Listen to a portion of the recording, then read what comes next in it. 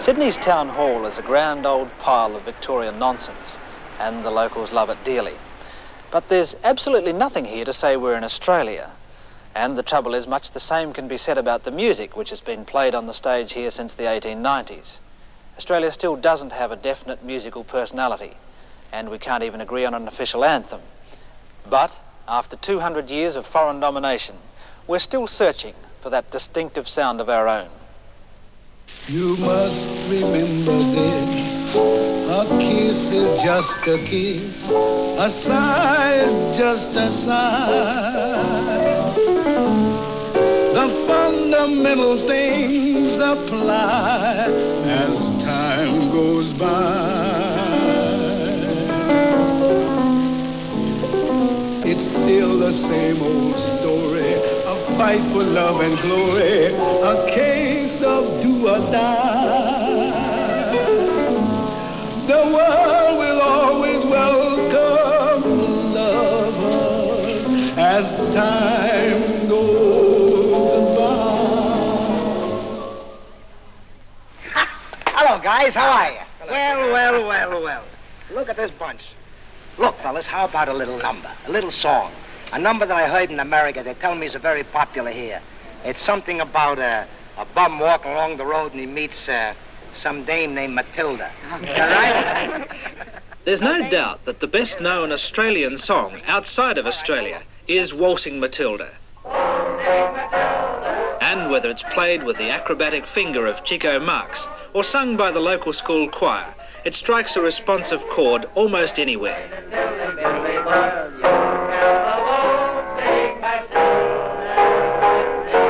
Fellas, you're all in pictures. Of course, top of the official pops is still God Save the Queen. And just in case we were wavering over the years, the British sent a dignified emissary to the colonies to remind us how it should be done. You will now hear your band playing the national anthem according to the interpretation as the King wishes it to be played.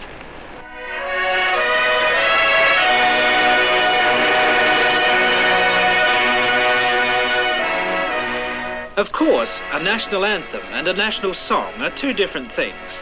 In terms of straight popularity, it's probably a close-run thing between Timey Kangaroo Down Sport and this one.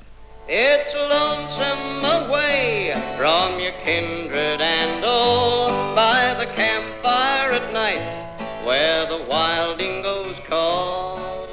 The Pub with No Beer was a gold 78 for Slim Dusty, who borrowed the song from his mate Gordon Parsons, who in turn had adapted it from 4 verses of a poem first published in the Queensland Register in 1944. I was short of a number. You'd record 6 songs, you see, for 3 records.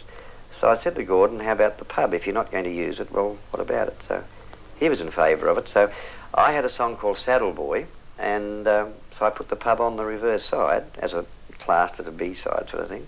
Good, strong bush ballad. It was released, and I was coming in from Western Queensland. I got to Ipswich, and somebody said it's on the charts. Nobody was more surprised than me. Then the swaggy comes in, he says, what's this I hear? I've trudged 50 flaming miles to a pub with no beer.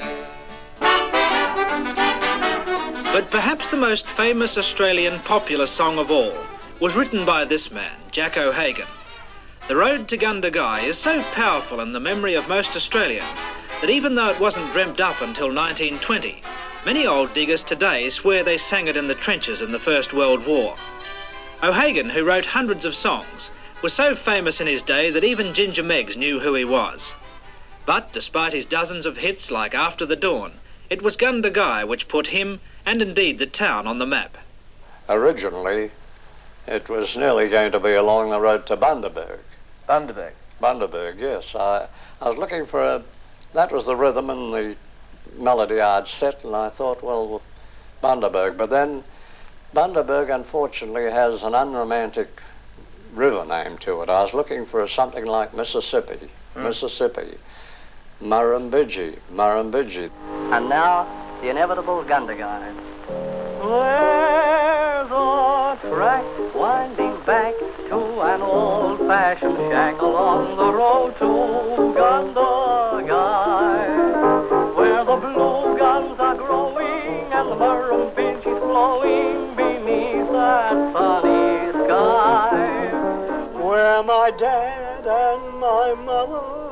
are waiting for me, and the pals of my childhood once more I will see.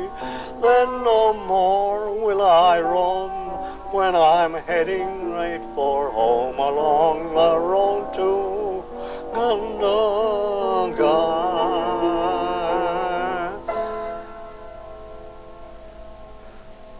If you don't edit that bloody thing, I'll cut your throat. Thank you. What are you eating first, madam? The chop or the chicken? William, can you I'm eating both. The Italian soprano Galla Curci was a great rival of Dame Nellie Melba. She once said that when Melba had finished singing "Lo, Hear the Gentle Lark," she had made it sound like a turkey. That's the Australian kookaburra. Haven't you heard it before? No, I would like to see one. Well, there's one up there, you see.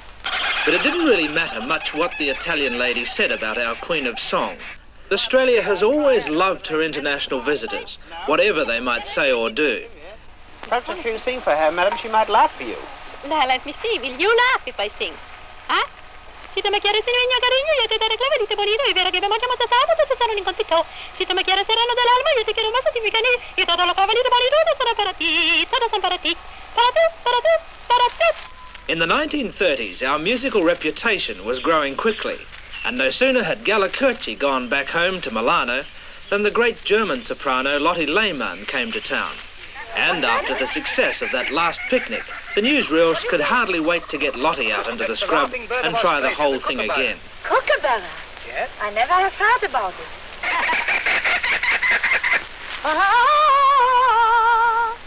You don't like my singing? Oh, it was not very happy.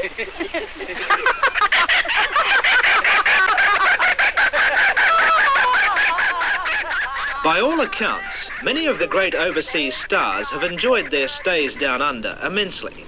And despite the fact that we could barely muster a complete symphony orchestra in the entire country, the big names came again and again.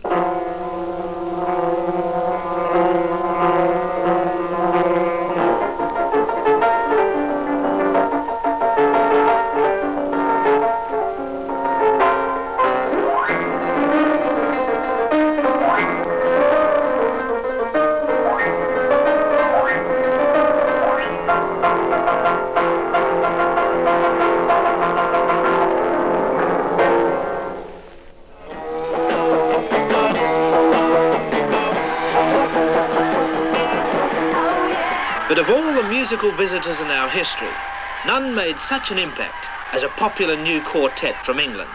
Undoubtedly, the cyclonic conditions kept thousands away, but the hardy all-nighters at the airport soon forget everything else but high-powered Beatlemania. Joining in the fun, the wind whisks away George Harrison's umbrella, and a sudden squall all but obscures the Beatles from their admirers. Sunny Sydney certainly turns on the wettest welcome they've ever experienced. You all read music? I gave it a... No, none of us. Comics, we're good at comics. Where does all the money go? Well, a lot of it goes to Her Majesty. She's a millionaire. When the Beatles arrived here in Adelaide, they were greeted by the biggest crowd they'd seen anywhere in the world. It seems impossible to believe now, but according to the newspapers, 300,000 people turned out to see four young musicians from Liverpool. At the time, that was nearly half the entire population of this city. Here in King William Street, people were literally shoulder to shoulder for as far as the eye can see. And John Lennon, in a wry send-up of the press, described it all as unprecedented scenes. You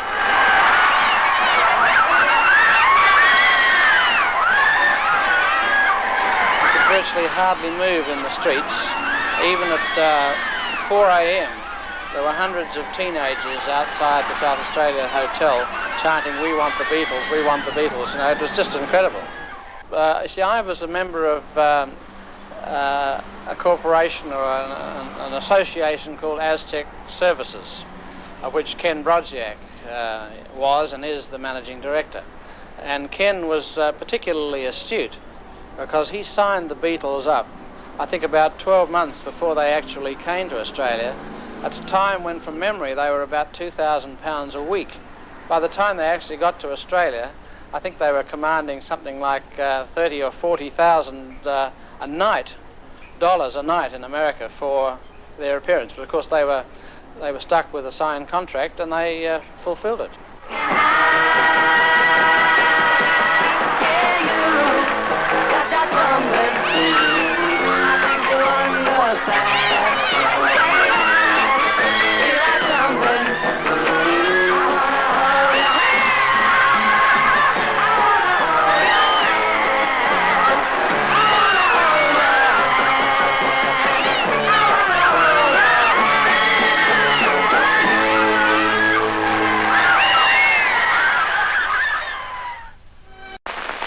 And now, the phenomenal Philharmonic Phonetics. Australians, on the whole, have never taken serious music very seriously. But all over the country, there are small groups of determined people involving themselves with that sort of music which is somewhat pompously called legitimate. In this rather comic toy castle which houses the Sydney Conservatorium, yet another eager pupil and patient teacher seek perfection in the most demanding music forms of all. Yeah, it's sort of little things like that. If you can just move around where I was standing there. Yeah, really rip that off there, right? Has to be a tremendous shock.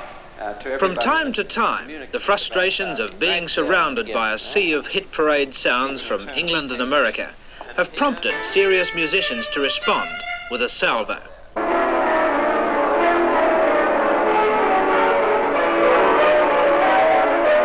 These 8 pianists playing wall-to-wall grands for a music week in the 30s managed to produce a sound not unlike 8 pianists murdering Rachmaninoff. But one can forgive the wretched excesses. It has been a struggle to fly the classical flag in this brash young country, and much of the credit for what we have goes to the ABC, which, with 7 symphony orchestras, is now said to be the biggest single music entrepreneur in the world. But the one great gap in Australia's musical heritage was still in the music itself, and people who actually write it. In the first half of this century, Australia really only produced 2 major composers, and one spent much of his life in New Zealand. A cantata specially composed for the occasion by Mr. Alfred Hill. The performance is conducted by the composer.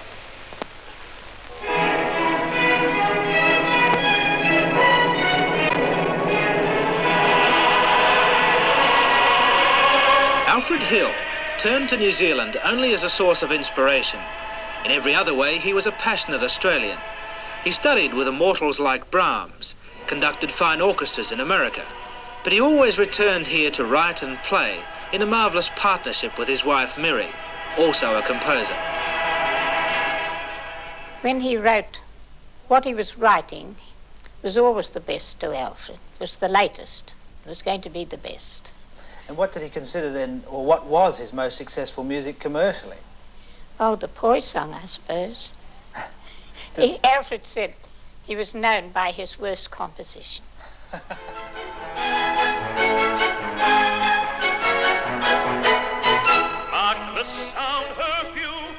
The Poi song was a sort of pop classic, and perhaps it's the composer's lot to be remembered by his most lightweight compositions. Certainly it's true in the case of another Australian musical giant, Percy Grainger.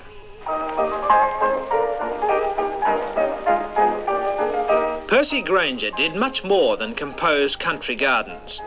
Born in Adelaide, he was a child prodigy who had earned enough money playing by the age of 11 to take himself and his family to Europe to study.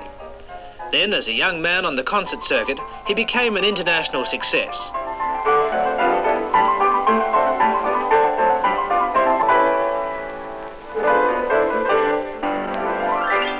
But Grainger was also a rebel, an experimenter, a member of the avant-garde, and in an extraordinary museum which he set up in Melbourne, it's possible to see the true span of the creative output of this most unusual man. He became fascinated with the idea of free-form music, and he built amazing machines to produce sounds which were really the forerunners of synthesizers and other electronic producers of music today. First gliding chords on Reed Box Tone Tool, 1951.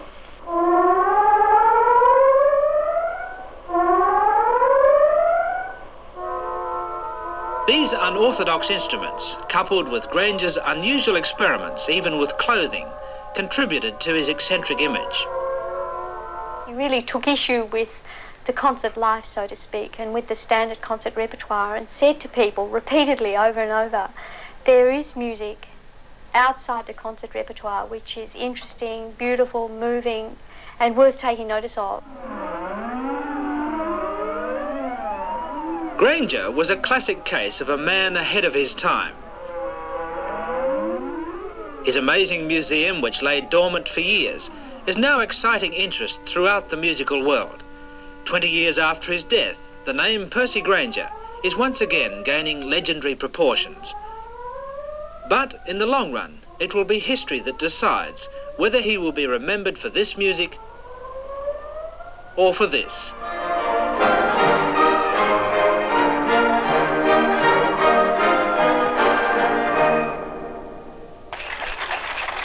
In 1913, an advertisement for the Sydney store Grace Brothers said, "The piano is the soul of the home."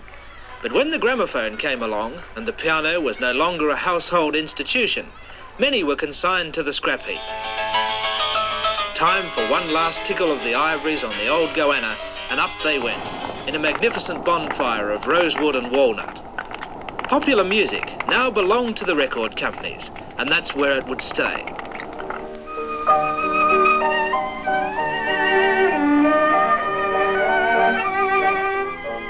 This is popular music of half a century ago, and for a long while it wasn't much different from a musical evening in a middle-class home. In amongst the aspidistras, Cecil Parkes and his Strad Trio played a mixture of syrupy and sentimental favourites.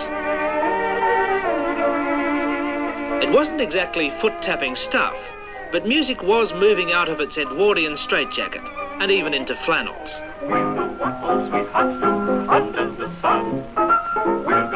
What the rackets had to do with it is anyone's guess, but in the mid-30s Australians did have a passion for tennis and tenors.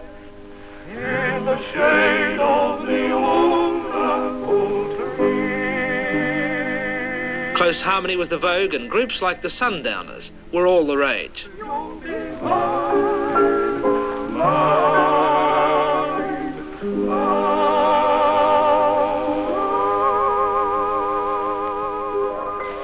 Hello everybody, this is Fess Morrison broadcasting to you from 2UW Sydney.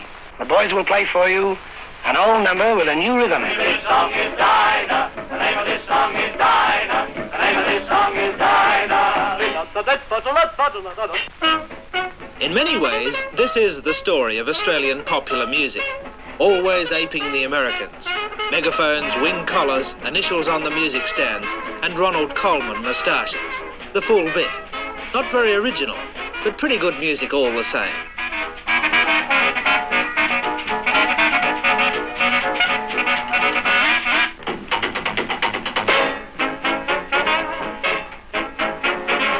By the time rock and roll came along, we hadn't produced much popular music to set the world on fire, but we were always trying to produce our own stars, and some, like these young men, the Bee Gees, went on to fame and fortune.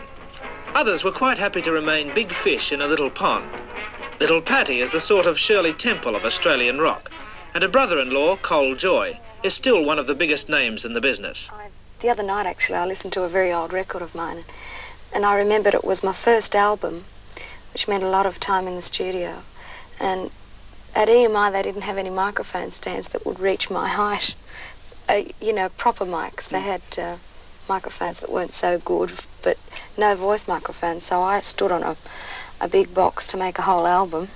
And the only echo you could use was tape echo, which was actually a wong kind of trick, and you couldn't get any length out of it. So we used to use the toilet, a disused toilet there, and we'd put a microphone down one end and a speaker down the other, and you'd fire it down into the toilet through the speaker, and it'd all echo around and get picked up with a microphone at the other end.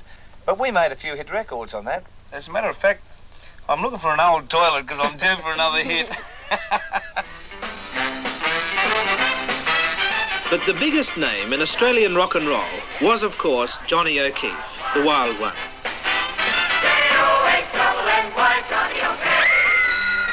Johnny had all the makings of a classic pop hero. Not much of a voice, but a dynamic personality, a keen business sense, and unbounded drive and ambition. Baby, when the band is playing, and that solid beat, makes you wanna move, makes you wanna groove, makes you wanna tap your feet. Almost everything Johnny O'Keefe did made news for the best part of a decade.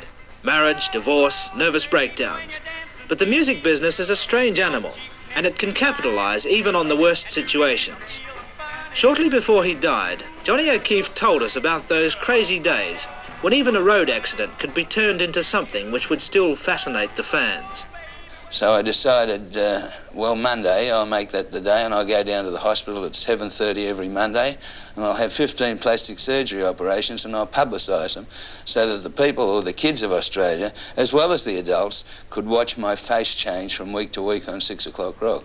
And the ratings really, really soared, and it was as a result of all that plastic surgery and the promotion that we did with it that made 6 o'clock rock one of the top teenage shows of its day.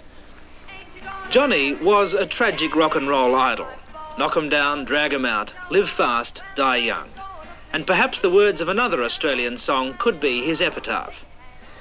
John, there is a song that says, rock and roll, I gave you the best years of my life. Killer Johnston's song, yes.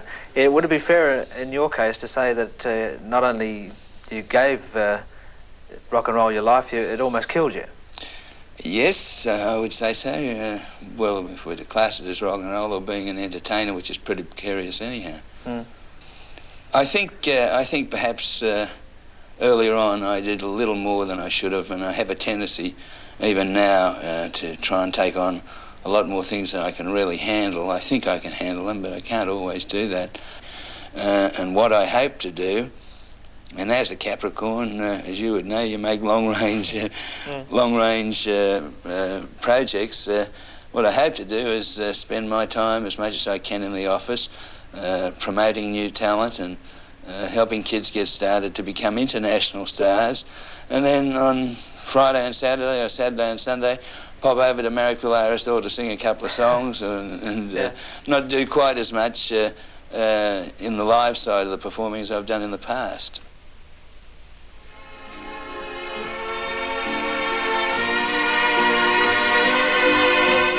Must remember this, a kiss is still a kiss, a sigh is just a sigh. The fundamental